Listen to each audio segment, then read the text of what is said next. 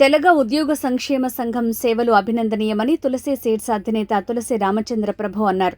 ఆదివారం శివకోటి మంగెన గంగయ్య కళ్యాణ మండపంలో తెలగ ఉద్యోగ సంఘం అధ్యక్షుడు పంగం నాగభైరవ మూర్తి అధ్యక్షతన నిరుపేద విద్యార్థులకు ఉపకార వేతనాలను పంపిణీ చేశారు. తులసి సీడ్స్ అధినేత తులసి రామచంద్ర ప్రభు అందించిన 6 లక్షలు రాజోలు తాలూకాలోని రాజోలు, మక్కిలిపురం, సకినేటిపల్లి, మామిడికుదురు మండలాల్లో తెలగ ఉద్యోగుల ద్వారా సేకరించిన 6 లక్షలతో మొత్తం 12 లక్షల ఉపకార వేతనాలను పంపిణీ చేశారు. తులసి రామచంద్ర ప్రభు మాట్లాడుతూ ఆర్థిక ఇబ్బందులతో విద్యకు ఆటంకం కలగకూడదని నిరుపేద తెలగ విద్యార్థులకు ఆర్థిక ప్రోత్సాహకాలు అందిస్తున్నామన్నారు. రాష్ట్ర, జిల్లా ఉత్తమ ఉపాధ్యాయ ఉద్యోగ అవార్డులు అందుకున్న ఉద్యోగులను ఘనంగా సత్కరించారు. నూతనంగా ఉపాధ్యాయులుగా బాధ్యతలు స్వీకరించిన వారిని సత్కరించి ప్రశంసా పత్రాలు అందజేశారు. తాలూకా సంఘ ప్రధాన కార్యదర్శి కొనతం శ్రీనివాసరావు, రాజోలు మండల తెలగ సంక్షేమ సంఘ అధ్యక్షుడు రేకపల్లి నాగేశ్వరరావు, అడబాల సుబ్బారావు, పంగం బ్రహ్మాజీ, పైడిపర్తి రామ్ ప్రసాద్, చవటపల్లి బాల నాగేశ్వరరావు పాల్గొన్నారు. కొంతమందిని అమలాపురం తెప్పించారు కాబట్టి 5,75,000 మంచిదే. నెక్స్ట్ కొద్దిగా పెంచాలి మీరు ఎక్కువ మంది పిల్లలకి అనేది. ఇవాళ ఇది కాస్త ఉద్యోగుల సంఘం అని చెప్పేసి టీచర్లు మేనేజ్ చేసేసారండి కంప్లీట్ గా. టీచర్లు అందరూ టీచర్ల సన్మానాలు మంచిదే, వాళ్ళే ముఖ్యం కాబట్టి మంచిదే. కాకపోతే కూర్చున్న పెద్దలు అందరికీ కూడా పేరు పేరున చేస్తూ పోతే నాకు ఇచ్చిన టైం అయిపోతుంది కాబట్టి మీ అందరికీ కూడా నమస్కారం తెలియజేస్తూ ఇక్కడ కూర్చున్న పెద్దలు, టీచర్లు, పేరెంట్స్ కి నమస్కారం, విద్యార్థులకు శుభాశీస్సులు. ఇప్పుడు సబ్జెక్ట్ లోకి వస్తే నేను స్కాలర్షిప్ తో చదువుకున్నాను. ఐఐటి మెడ్రాస్ లో స్కాలర్షిప్ తో చదువుకున్నాను. BTech mechanical engineering. తర్వాత స్కాలర్షిప్ ఎందుకు ఇస్తున్నారు మీరు చాలా మంది అడిగారు నన్ను ఎక్కడికి వెళ్ళినా. ఎందుకంటే ఆంధ్రప్రదేశ్ కంబైండ్ ఆంధ్రప్రదేశ్ లో ఉన్నప్పుడు దాదాపు 32 ఊళ్ళలో స్కాలర్షిప్ ఇస్తాను. అంటే ప్రతి ఆదివారం అంటూనే ఉంటాం 32 ఊళ్ళు. ఇప్పుడు 20 తగ్గిపోయింది, 20, 19 తగ్గిపోయింది. కొంతమంది చేయలేకపోతారు. మీరు చాలా బాగా చేస్తారు, చేయడం చాలా కష్టం. ఎందుకు అప్లికేషన్ చేయాలి, అక్కడి ప్రాసెస్ చేయాలి, అంతా కష్టమైన పని మీరు చేస్తుంది. నేను అభినందిస్తున్నాను. ముఖ్యంగా మీ 4 మండలాల తాలూకా తెలగ ఉద్యోగ సంక్షేమ సంఘం, ముఖ్యంగా మా రేకపల్లి నాగబాబు స్టేజ్ మీద కూడా మొత్తం ఆర్గనైజ్ చేస్తాడు. ఆ నాగబాబుకి నువ్వు నాకు కొంత ఇన్స్పిరేషన్, ఇక్కడ నేను మీకు ఇన్స్పిరేషన్ అయితే నువ్వు నాకు ఇన్స్పిరేషన్ చేస్తూ 2-3 విషయాలు మనం ప్రస్తావిద్దాం. ఇప్పుడు నేను స్కాలర్షిప్ తో చదువు అంటే నాకు ఇచ్చింది ప్రభుత్వం ఇచ్చింది, అంటే ప్రజల సొమ్ము, సమాజం నాకు సహాయం చేసింది. అందువల్లే బీటెక్ చదువుకొని ఇప్పుడు ఒక 7 ఇండస్ట్రీస్ గుంటూరులో నడుపుతూ వాటిలో 2,000 మంది పనిచేస్తున్నారు. అది కాక ఇంకా ఒక 6 సంవత్సరాల్లో ఇంకా కొన్ని ఇండస్ట్రీస్ పెడుతున్నాం. చెప్పారు కదా, నా ముందుగా నేను సమాజానికి రుణపడి ఉన్నా. ఇది దాన ధర్మం ఇచ్చేది కాదు. ప్రభు గారు చాలా ఇందాక మీరు దాన కర్ణుడు చెప్పారు. దానం అయ్యే లేవు, సామాజిక బాధ్యత. నేను సహాయాన్ని పొంది ఉన్నాను. నేను సమాజానికి రుణం తీర్చుకోవాల్సిన ముఖ్యమైనది స్కాలర్షిప్లు ఎదిగిస్తున్నది ప్రభుత్వం. కానీ రాబోయే రోజుల్లో మీరు బాగా చదువుకున్న వాళ్ళకి ఇస్తున్నాం, అంతేగాని 40 మార్కులు వచ్చిన వాళ్ళకి 40% వచ్చిన వాళ్ళకి ఇవ్వటల్లా. రాజోలు చుక్కారామయ్య చెప్పడం వచ్చింది. చాలా మంది ఐఐటికి పంపిస్తున్నారు, నేను వెళ్ళినట్టు. కానీ నాకు ఎప్పుడు చుక్కారామయ్య దొరకాలి. మేము చదువుకునే రోజుల్లో లైబ్రరీకి వెళ్ళి చదువుకున్నాం. ఎంట్రన్స్ ఎగ్జామినేషన్ రాసిన ర్యాంక్ వచ్చింది, వెళ్ళిపోయాం మెడ్రాస్. అంటే చుక్కారామయ్య, మన శ్రీనివాస గారు,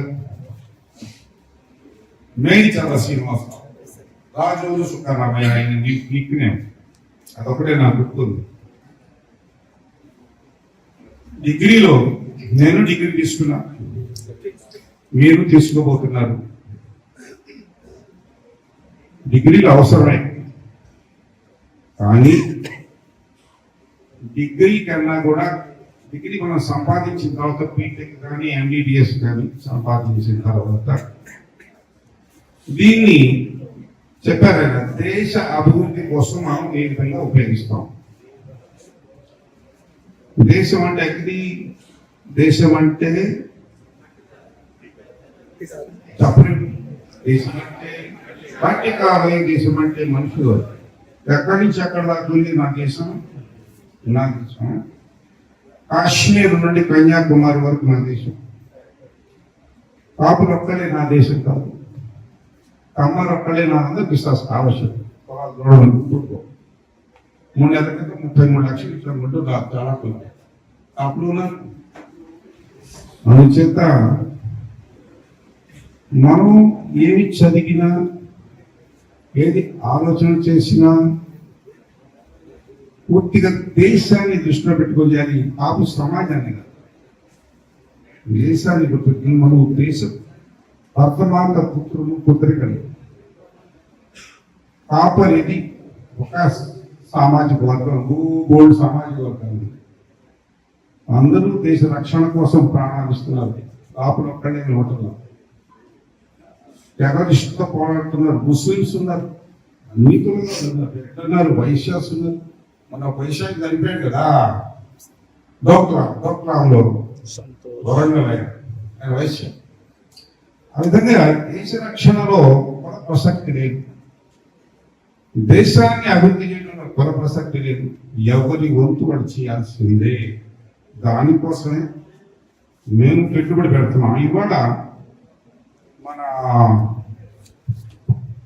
నరసింహారావు గారు ₹1,00,000 తీసుకొచ్చి ఇచ్చారు. అది మీరు దానం చేశారని నేను అనుకోవటం. దానం కాదు, దానం తీసుకోవడానికి వాళ్ళేమే కాళ్ళు చేతులు కళ్ళు లేకుండా వాళ్ళది దానం. వాళ్ళంతా రేపు పొద్దున దేశాన్ని రక్షించేటటువంటి, దేశాన్ని అభివృద్ధి చేసేటటువంటి సైంటిస్టులు, డాక్టర్లు, ఇంజనీర్లు, ఐఏఎస్లు, ఐపీఎస్, డ్యాములు కడతారు, సివిల్ ఇంజనీర్లు, అవన్నీ మీరే చేయబోయేది.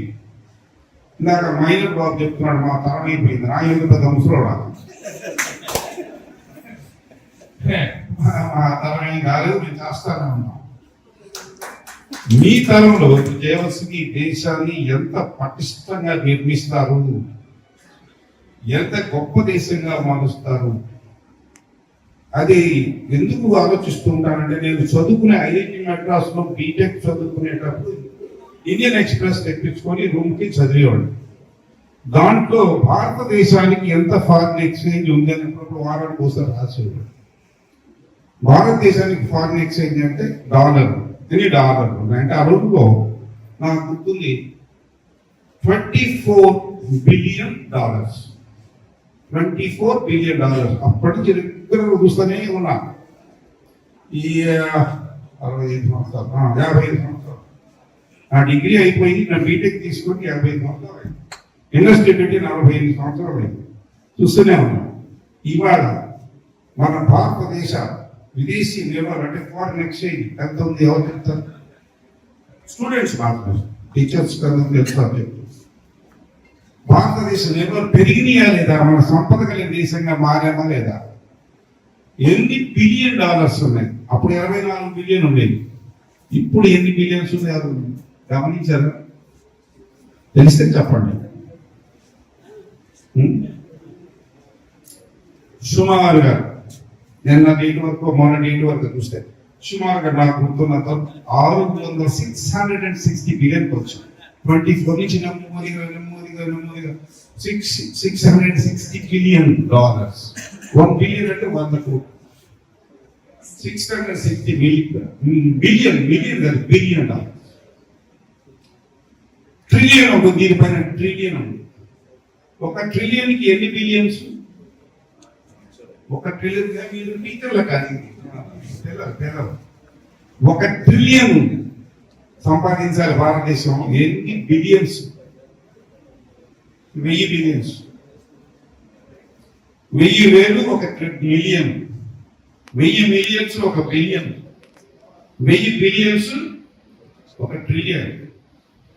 మన పక్క దేశమైనటువంటి చైనాకి 6-7 సార్లు వెళ్ళాక మిషన్లు ఇక్కడ దొరకని మిషన్లు కొనడానికి మొన్న వెళ్ళాను ఒక 2 నెలల క్రితం చైనాకి మిషన్లు కొనుక్కోతున్నాం మళ్ళా చైనా తైవాన్ జర్మనీ 80 కోట్ల రూపాయల మిషన్ మళ్ళీ కొనుక్కుంటున్నాం ఇంకో ఫ్యాక్టరీ వెళ్తే ఆ చైనాని కంటితో మన మోడీ గారు ఎట్లయితే ఒక కంటితో అబ్జర్వ్ చేస్తుంటారో ఏంటి వేషాలు వేస్తున్నారు అరుణాచల్ ప్రదేశ్ మాదంటారు బాక్లా మాదంటారు చైనా వాళ్ళు పెద్ద తలకాయ నొప్పి అదే మా దగ్గర పెద్ద పెద్ద క్షిపణులు ఉన్నాయి భయపెడతారు మమ్మల్ని రాత్రి భయపెడతారు మనం పాకిస్తాన్ బంగ్లాదేశ్ వీళ్ళందరూ లెక్క చేసే స్థితికి దాటిపోయారు కొద్దిగా భయపడితే చైనాకే భయపడతాం చైనాకి వస్తున్నా చూస్తుంటే అక్కడ ఎలా ఇండస్ట్రీస్ డెవలప్ అవుతుంది వాళ్ళ ఫారిన్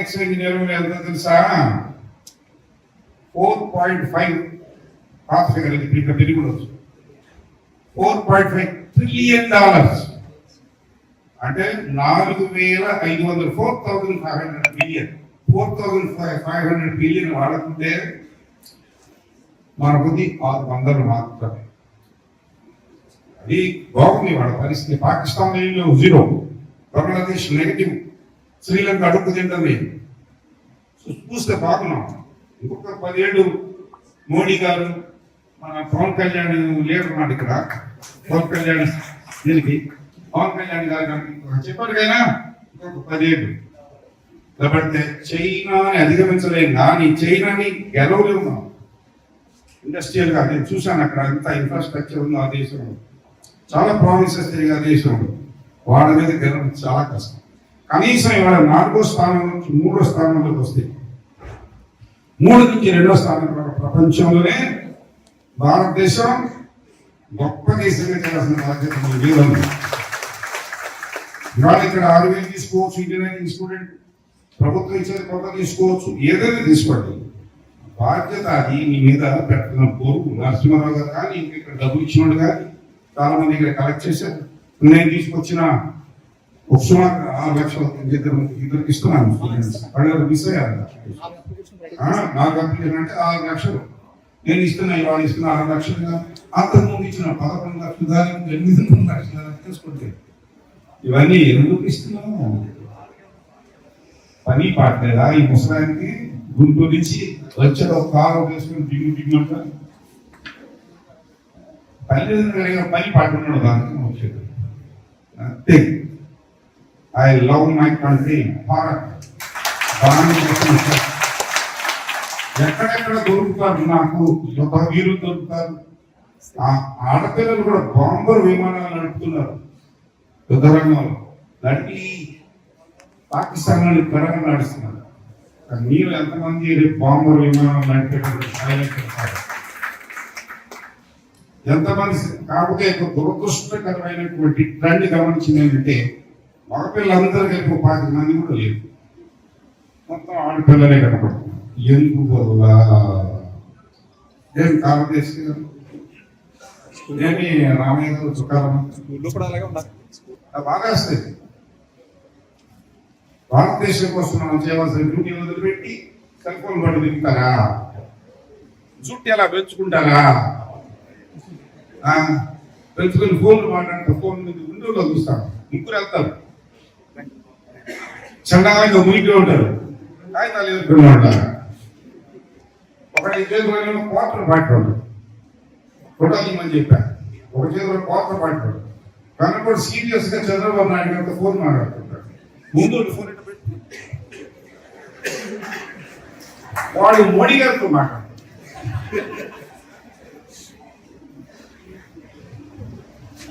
నేను ఎగతాలు చేయడం బాగా కోపంగా ఉన్నా అస్సహ్యం వేస్తున్నారు అందుకోసండి మా ఫ్యాక్టరీలో పనిచేసే 2,000 కనీసం రోజు 100 మంది హాస్పిటల్ అవుతారు మాకు ఎక్కడ తాగడం పనిచేసేవాళ్ళు లేకపోతే చైనాని ఏం అధిగమిస్తామో ఏం ఇండస్ట్రీస్ పెడతామో మోడీ గారు మేక్ ఇన్ ఇండియా అన్ని దివ్యంగా తయారు చేయండి అది అడుక్కు తినేవాళ్ళు లేకపోతే చైనా అన్ని కొనుక్కొచ్చుకుంటారండి ఫర్నిచర్ తెచ్చి పంటలు కూడా మెషిన్ ఇక్కడ తయారు ఏం చేసి కొనుక్కొస్తాం చాలా మెషిన్లు కొన్నా చైనా తైవాన్లో కొన్నా స్విట్జర్లాండ్లో కొన్నా జర్మనీలో కొన్నా ఇటలీలో కొన్నా, తైవాన్, నార్త్ కొరియాలో కొన్నా, మరి అన్ని దేశాల తరగా వస్తుంది, మంచి మిషనరీ కోసం.